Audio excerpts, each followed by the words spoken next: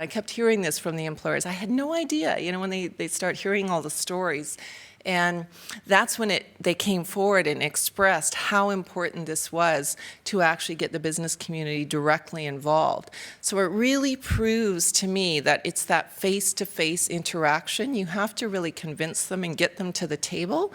But once you actually get them to the table and they sit down and they actually listen to the immigrants, it really does change their perceptions, and it really does break down those barriers.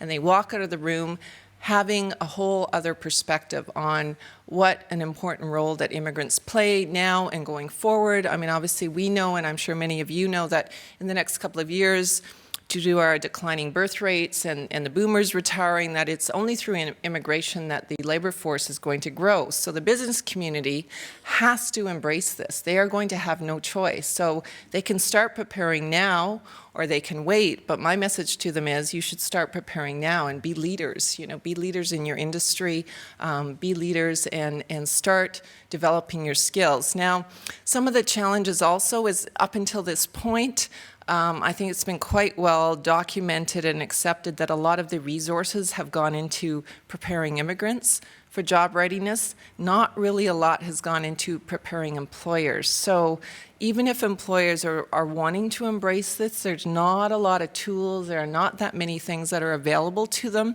to actually help them prepare.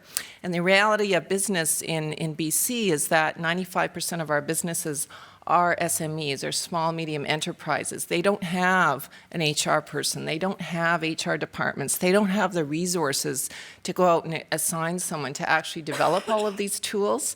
So it's a huge challenge that somehow we collectively actually have to help prepare them for what is coming, because even when they embrace it and want to move forward, they need the tools to actually do it.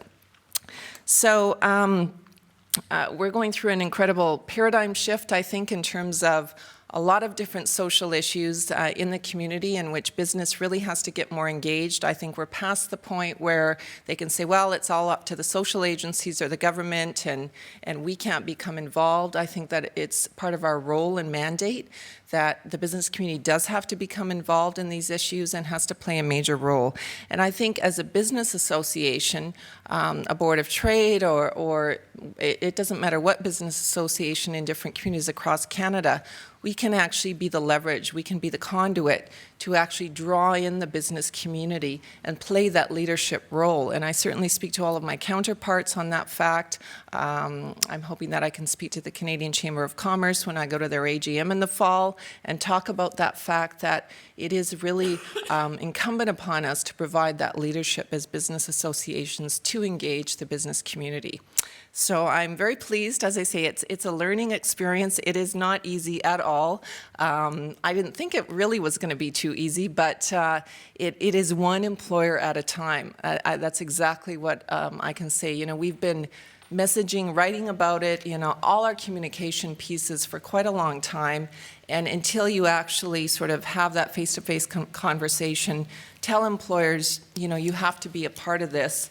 It really doesn't change things that much. So there's no sort of magic bullet or anything. I mean, that's what's working for us, is actually that one conversation at a time. But as you grow the momentum, as we have those 52 employers actually walking out and telling their 20 colleagues about this great experience, that's when we can actually gain momentum. So I think that's really, really key and very important, is to get those champions and start the ball rolling in that direction. So.